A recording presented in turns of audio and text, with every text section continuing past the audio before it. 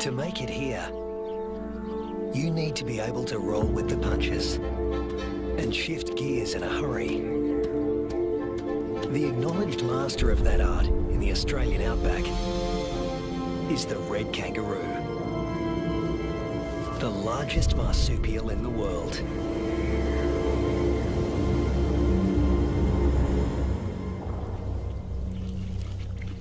This female is pregnant.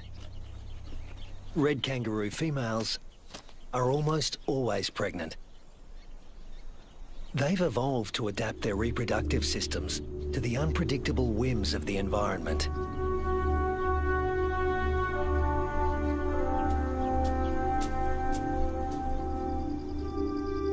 At any given moment, a female can have 3 offspring to care for, each at a different stage of development.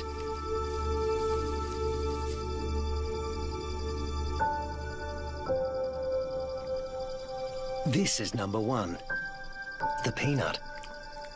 After 33 days developing in the womb, the newborn emerges as a blind, hairless, pink creature, roughly the size of a peanut.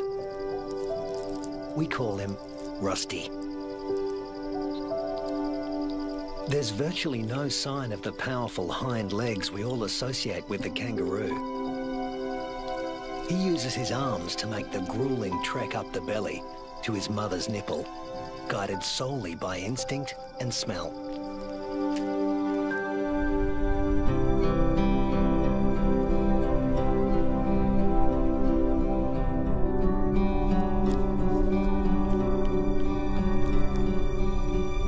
Almost immediately, the female goes into heat again, releasing hormones that stimulate ovulation. Once fertilized, the mother's endocrine system puts the development of this new embryo on hold.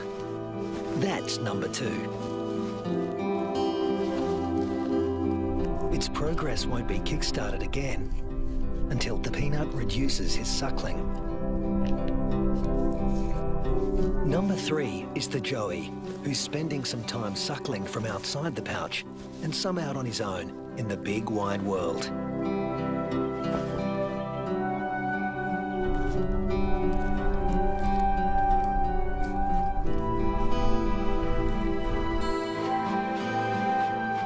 The female is a living assembly line of young at various stages of development. But when times are hard, the system has to be ruthless. She will cut off nutrition to the peanut in her pouch, and when it dies, she'll restart the embryo's development to take his place.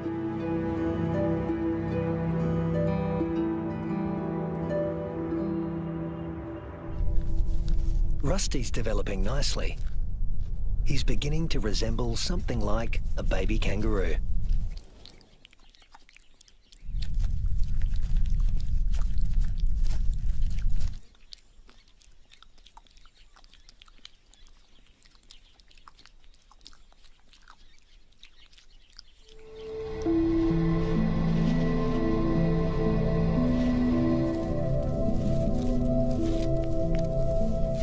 Now 3 months old, he can hear all the sounds of the world he'll soon be inhabiting.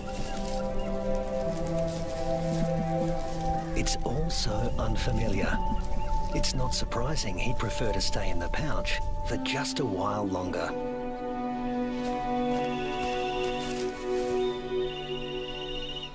There's plenty of...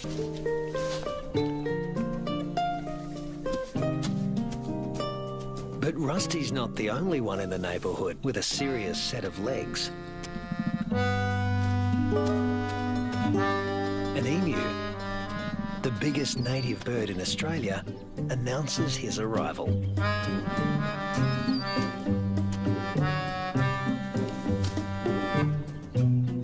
His skirt of feathers absorbs 80% of solar radiation, leaving the skin underneath cool. And this dad needs a cool head. In the emu world, dads take on all parental responsibility. The chicks will be under his wing for 18 months. Not not exactly the red kangaroo way.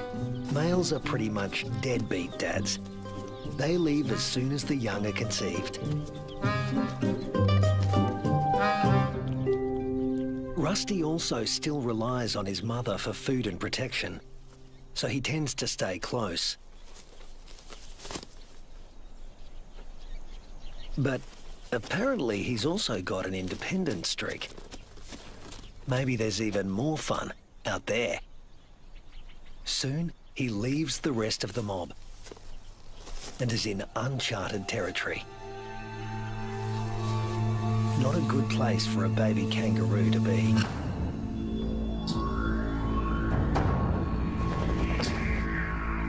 A wedge-tailed eagle, the largest bird of prey in Australia. And it likes to take young kangaroos. Mum realises she doesn't know where Rusty is. But the eagle does.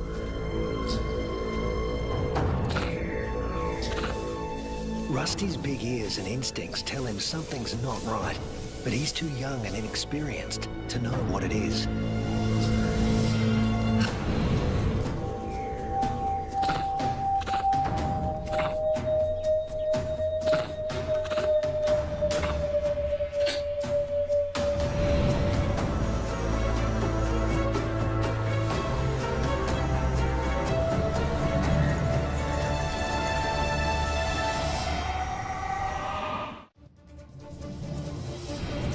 No sooner has Rusty left his mother's side than he's in trouble.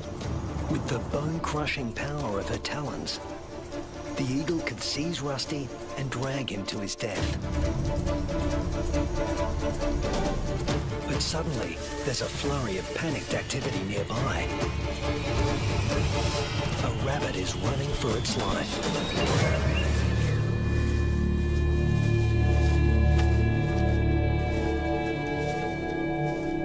Luckily for Rusty, there was easier prey to be had.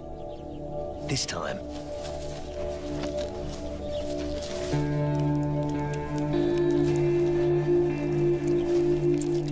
red kangaroos and wedge-tailed eagles share the same territory. And when the eagle has a chick to feed, the hunting never stops. More than 10% of the eagle's diet is kangaroo.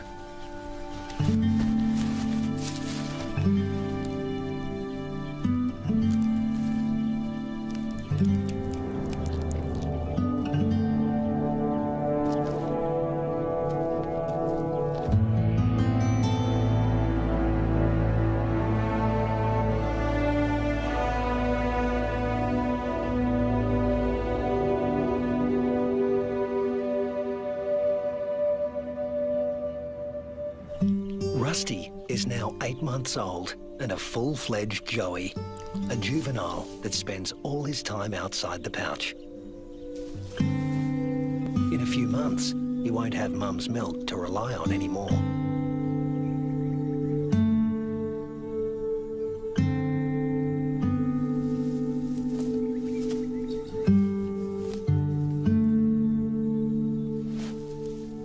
His mother will start tapering off his milk supply because there's another bun in the oven and it needs the nutrition.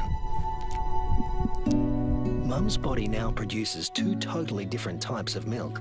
A more dilute one for his tiny sister and a richer one for him. Each dispensed from its own nipple.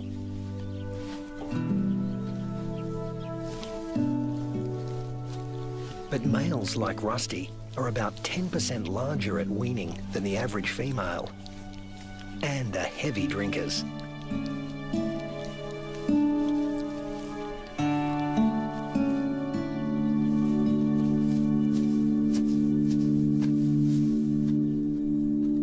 This is the kangaroo version of tough love. Rusty's mother cuts him off completely. Her milk is needed elsewhere. Rusty is off to explore his wider world.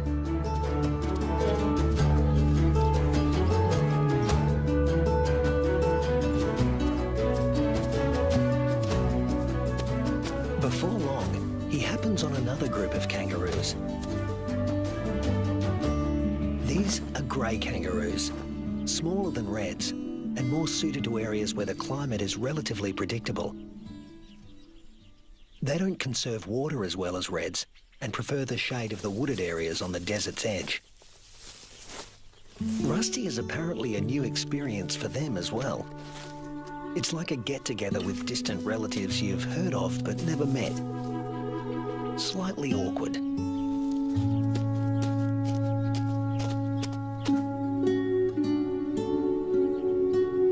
And here comes another branch of the family, wallaroos. Marsupials somewhere between red kangaroos and wallabies in size, who frequent the rocky outcrops looking for shade and water. If you live in a desert, water is a treasure, and its presence is never guaranteed. With no true seasons in this part of Australia, the only certainty is unpredictability. A waterhole is a gift from the heavens for many creatures. Emus, reds and wallaroos all gather to drink. But the relentless sun is turning the mud around the waterhole into clay, laying traps for the unwary. Rusty is not driven by the same intense thirst as his grey cousins. Reds have a kind of super kidney, which concentrates their urine, so they hold on to more water. While the greys have to drink more regularly. Their thirst sometimes drives them to unwise decisions.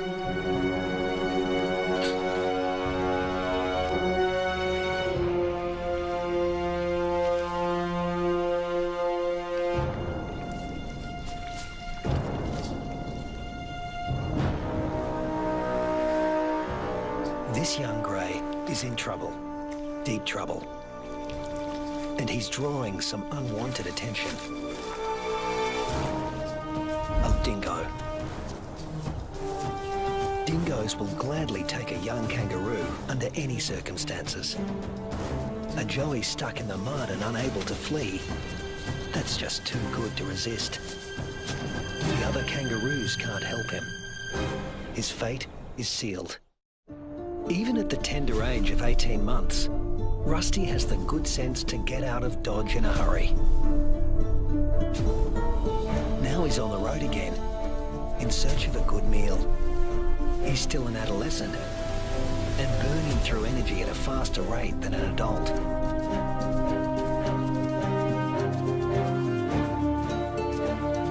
Kangaroo mobs can number in the hundreds, but this one is relatively small.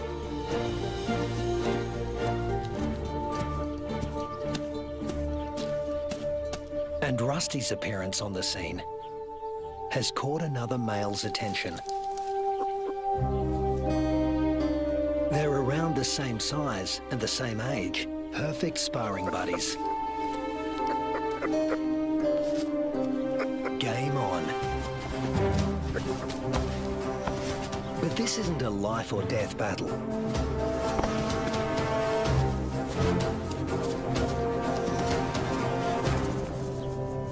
What they learn here will be crucial in later life, when the stakes are higher.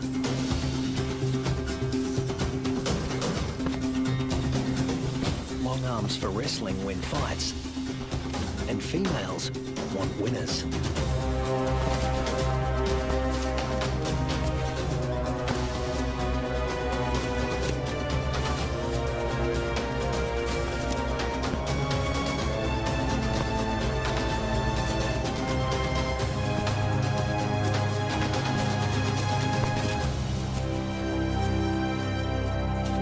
Rusty doesn't come out on top this time, but the boxing experience is invaluable. At this age, the learning curve for a kangaroo is steep and full of surprises. A sudden rustle in the dry grass spooks the gang he's hanging out with.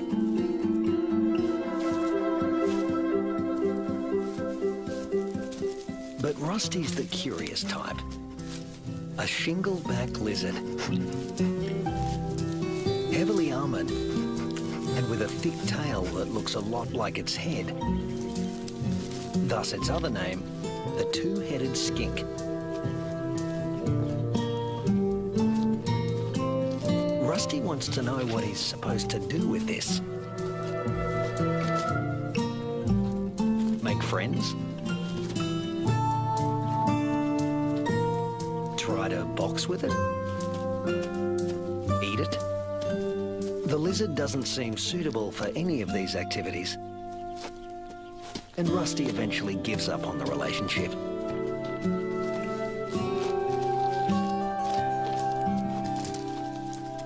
This part of the Central Australian outback has been hot and dry for weeks. The plants have been picked clean. When food sources dry up like this, red kangaroos are superbly adapted to survive. Still, even they can't live without water. But something is happening 100 miles away.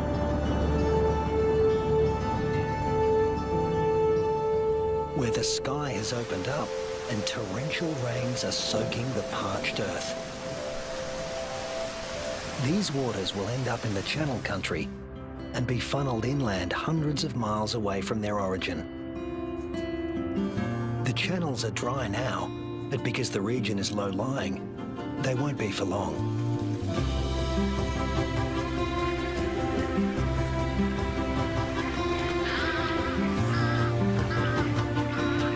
And what was once an arid wasteland begins to revive.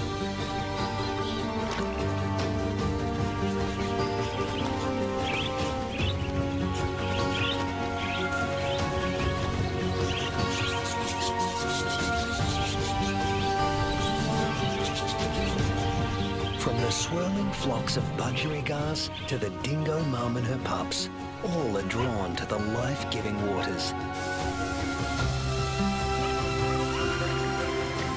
The young eagle flexes its new feathers.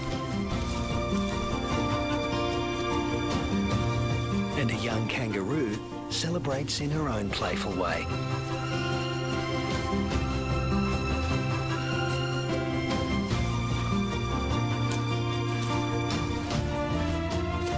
Emus are water guzzlers, and adults can drink up to 4 gallons a day.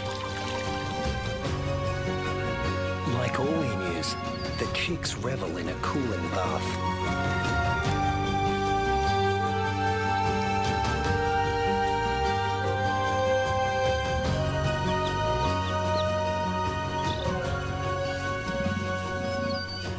There are some 500,000 emus roaming around the outback, browsing on fruits and seeds. And what's good for the emus is also good for the rest of the ecosystem. As they move through the bush, they scatter the seeds of the flowers and fruit they've eaten along the way, which will sprout and become new plants.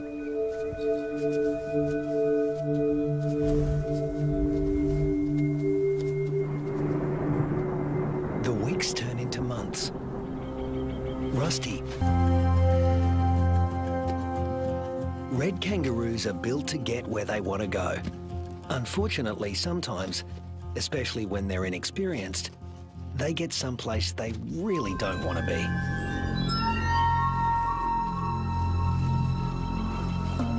The inland taipan is the most toxic snake on Earth. There's enough venom in one bite to kill 100 full-grown men.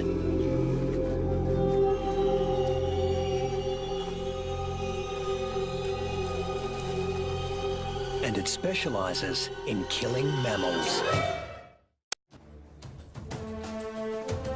The Australian desert is the kingdom of the reptiles, but kangaroos know too well to leave all snakes alone.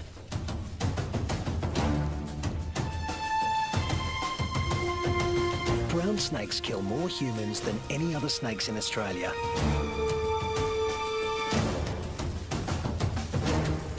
But it's not the biggest reptile in the neighbourhood. This is. The parenti, reaching 8 feet long, venomous and fast on its feet. A large parenti will eat a small kangaroo. But today, it's got its eye on an eastern brown snake.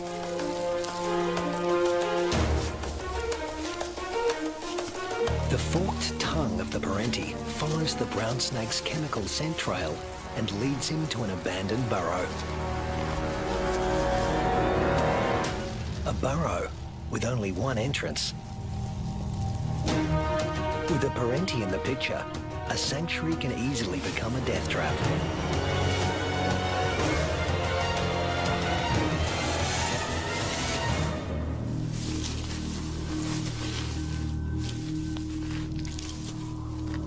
The body of one fearsome reptile disappears into the body of another.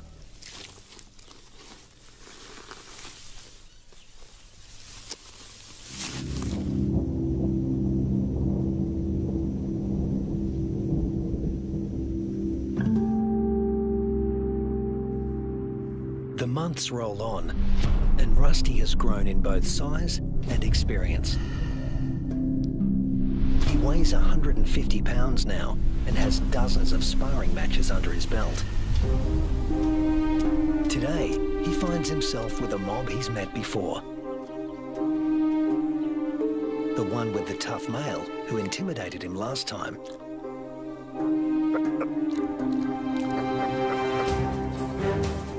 But that was 5 years ago, and Rusty's not running away this time.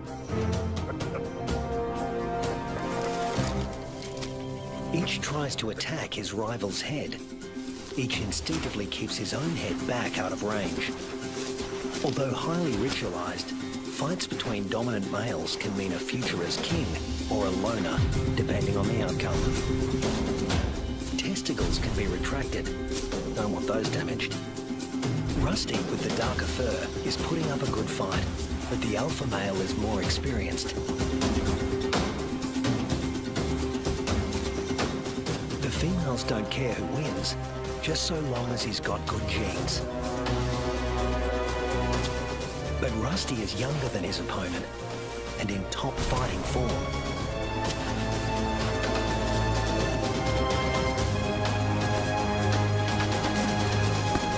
Finally, the king goes down.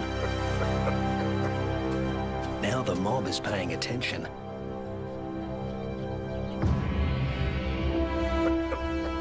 Rusty's the top male now, and to the victor go the spoils.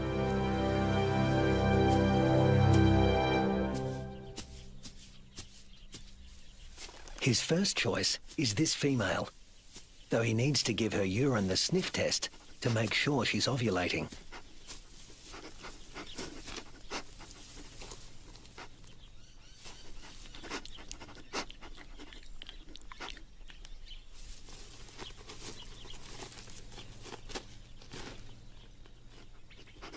She's ready.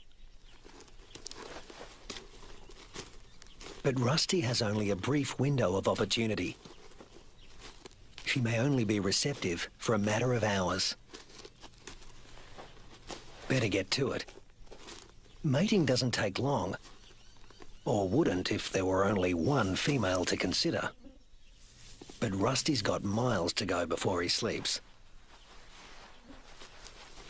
He's King Kangaroo now, and in addition to regular mating duties, he'll have to fend off other young roos who'd like to knock him off his throne, just as he did his predecessor. But that's not all Rusty has to worry about. The temperature is soaring, and the land is drying out. Evaporation is sucking the life out of everything, flora and fauna alike. You can never tell when the weather will change, only that it will. And that's the origin of some of the red kangaroo's most amazing adaptations. They're masters of heat regulation.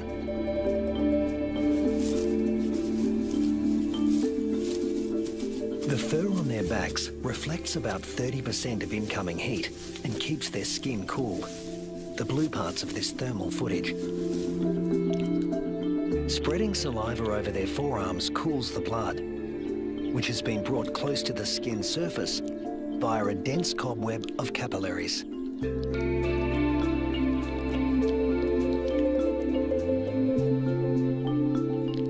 With temperatures simmering above 100 degrees for over a week, a third of the males have already become infertile. If these temperatures were to continue for 3 more months, the number would more than double. Reds defend their sperm by licking their scrotums to keep them cool. And in contrast to their battle strategy of retracting the scrotum, males let their testicles hang way down below their overheated trunks, keeping them about 7 degrees cooler than at their cores. The sand, even a few inches down, is cooler than at the surface. Red kangaroos dig until they reach cooler soil, and then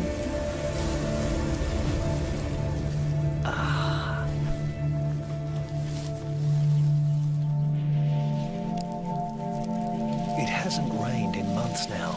The dry, dead grass offers Rusty no nourishment. But then, unfortunately, these are dry electrical storms. No rain will come from them. But something else will. Something worse than hunger.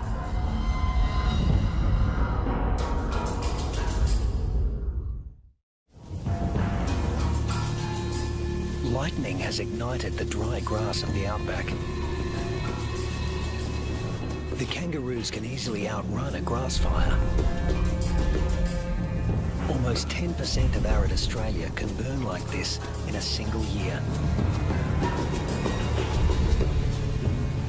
In a matter of hours, the fire consumes what little forage there is. Rusty has to move on. But there's really nowhere to go. Not this time. Parts of desert Australia are in the grip of a once-in-a-century drought, while heat waves smash temperature records.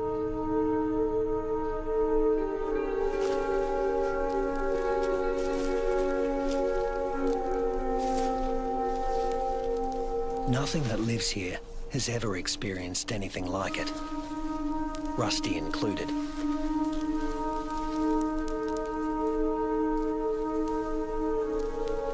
Some are suffering from severe malnutrition and dehydration. But if anyone can survive this, it's a red kangaroo. Human bodies are about 60% water. Rusty's is over 70%.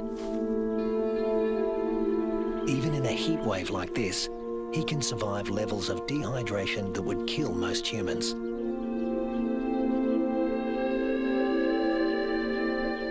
Reds only sweat when they're on the move.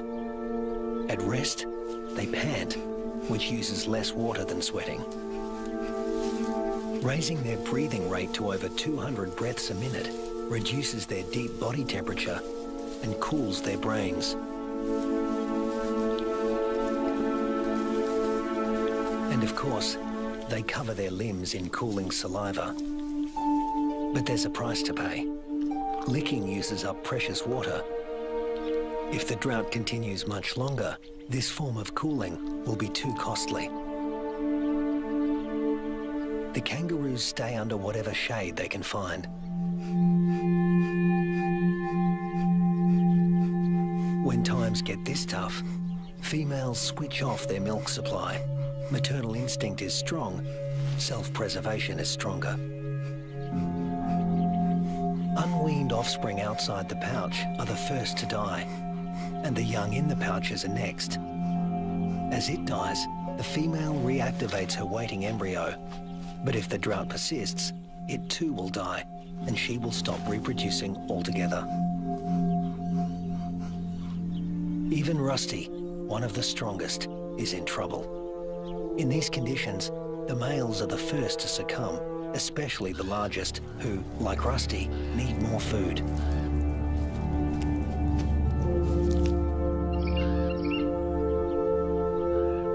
The demise of the red kangaroos is the wedge-tailed eagle's bounty.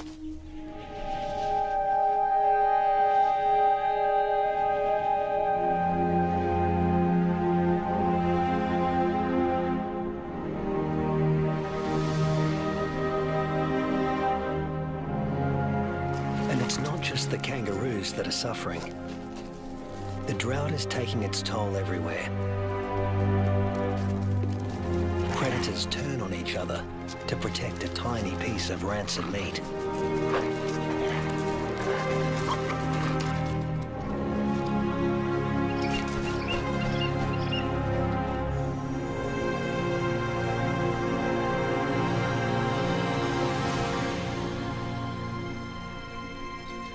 This is the last remaining waterhole.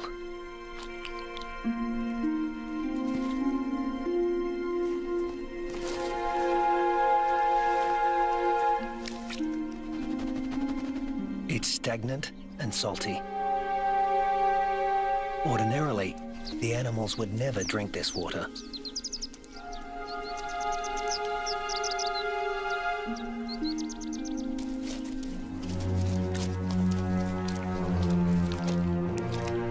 But desperation drives them. The drought makes for uneasy bedfellows.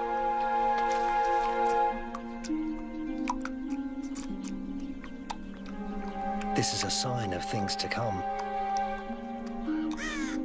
Heat waves in Australia are becoming hotter and more frequent.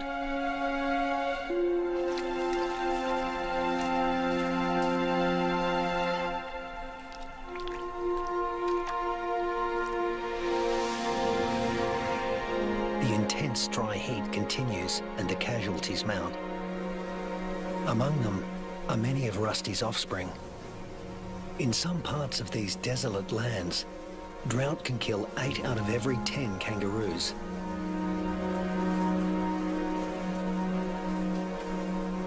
But Australia's desert inhabitants are a resilient bunch.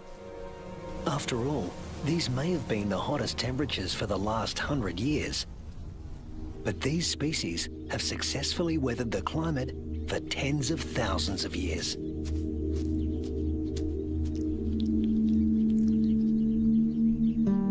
And Rusty is still here, conserving his energy and biding his time. A change is going to come. It always has. After 12 months of merciless drought, the landscape is dotted with the remains of those that couldn't hang on any longer. But in the Australian outback, all bad things come to an end. Eventually. Thunderclouds are gathering in the distance. Rusty seems to sense a change in the weather. Somewhere there is rain, and where there is water, there will also soon be food. He just has to get there.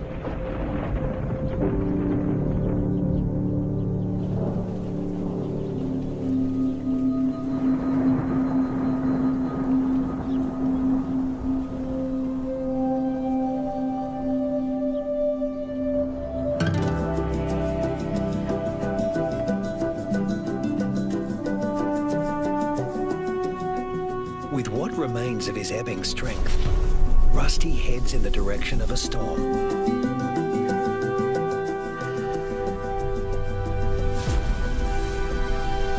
As do the other red kangaroos that have made it this far.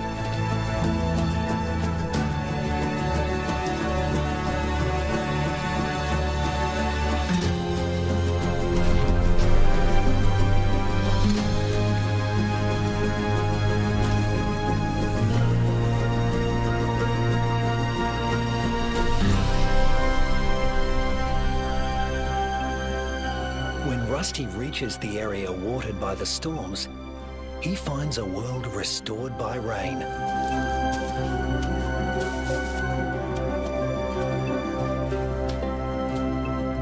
Plenty to eat, plenty to drink. You can almost see the relief and joy in their hopping.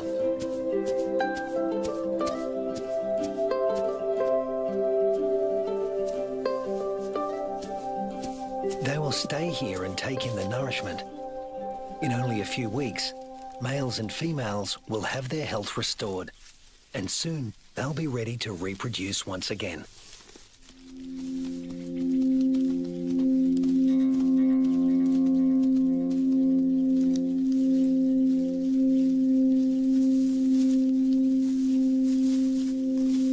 But before that can happen, they have to make it through this. A pack of hungry dingoes.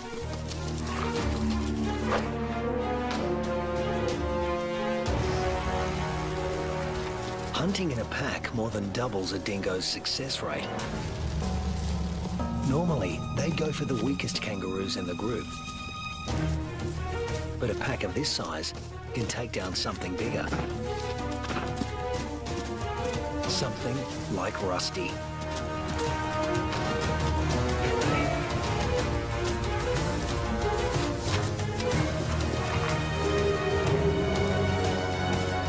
Luckily, his strength is completely restored, and he can travel at full tilt.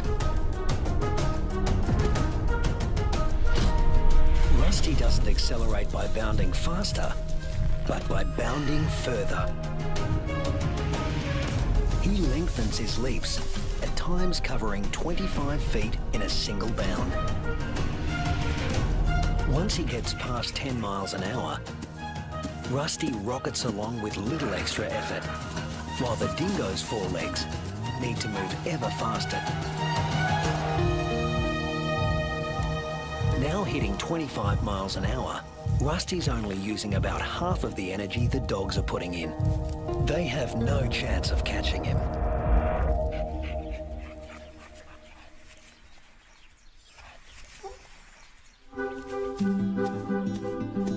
Now Rusty can turn his attention to replacing the offspring lost to the drought.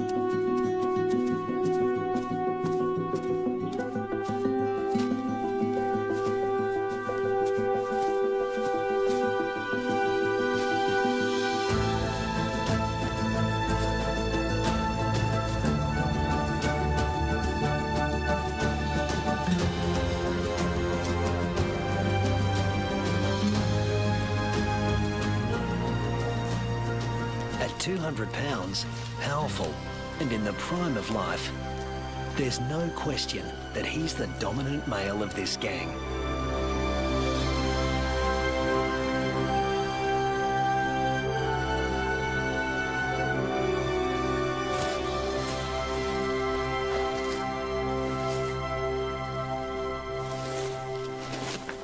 The young he fathers will need an advantage to survive a world as harsh and unpredictable as this one.